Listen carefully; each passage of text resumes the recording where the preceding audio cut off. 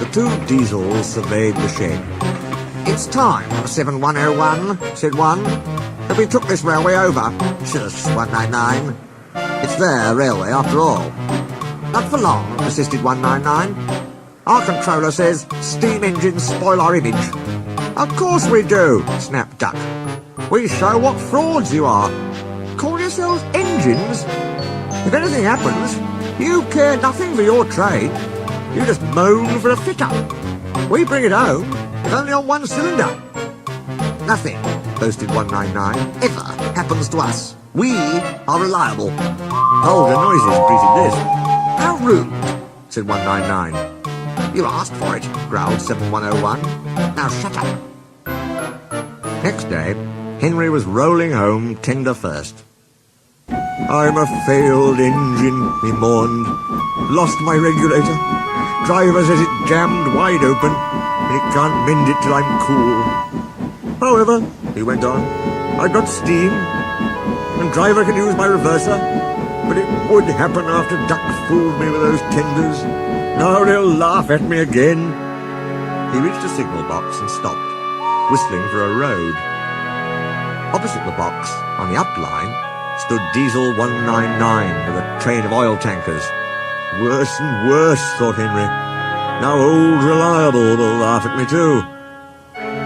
The signalman came out. "For pity's sake, take this spam can away. It's failed. The Limited is behind. All he does is wail for his fitter." "Spam can?" fumed 199. "Stow it," snapped the signalman, "or I'll take my tin opener to you. Now then." 199 subsided at this dreadful threat, and Henry pulled the train out of the way. The Diesel didn't help. He just sulked. The Limited rushed by with a growl and a roar. Henry gave a chuckle. "Look, spam can," he said. "There's your little pal." The Diesel said nothing. He hoped 7101 hadn't noticed. 7101 hadn't noticed. He had troubles of his own. He was cross with his coaches. They seemed to be getting heavier. He roared at them, but it did no good.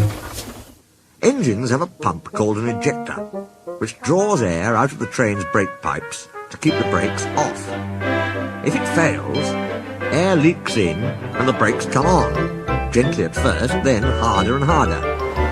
7101's ejector had failed. The brakes were already leaking on while he passed Henry.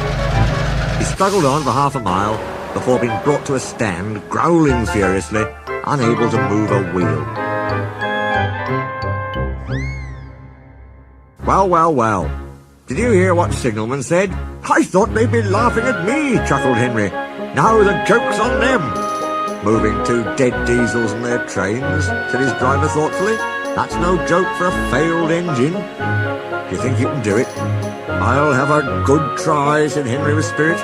"Anyway, 7101's better than old spam can. He did try and shut him up last night." "Come on then," said his driver. "We mustn't keep the passengers waiting." "Get moving, you!" Henry buffed the salty Diesel into motion and started to the rescue. Henry gently buffered up to the express. While the two drivers talked, his fireman joined his front brake pipe to the coaches. "It's better than we thought, Henry," said his driver. "The Diesel can pull if we keep the brakes off. So the only weight we'll have is Spam Can's goods." "Oh," said Henry. "That's a mercy." He was, by now, feeling rather puffed. "Poop, poop, poop, poop. Are you ready?" tooted 7101. "Peep, peep, peep, peep. Yes, I am," whistled Henry.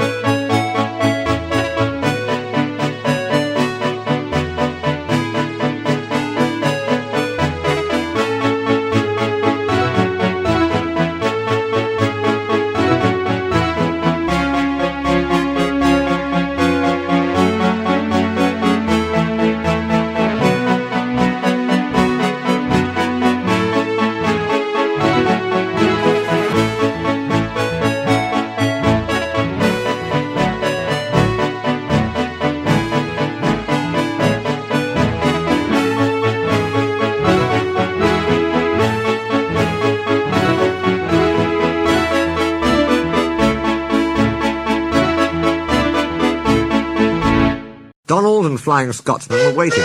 They cheered as Henry puffed past. He braked the coaches thankfully. Spam can and the tankers trailed far behind. The passengers buzzed out like angry bees, but the Fat Controller told them about Henry, so they forgot to be cross and thanked Henry instead.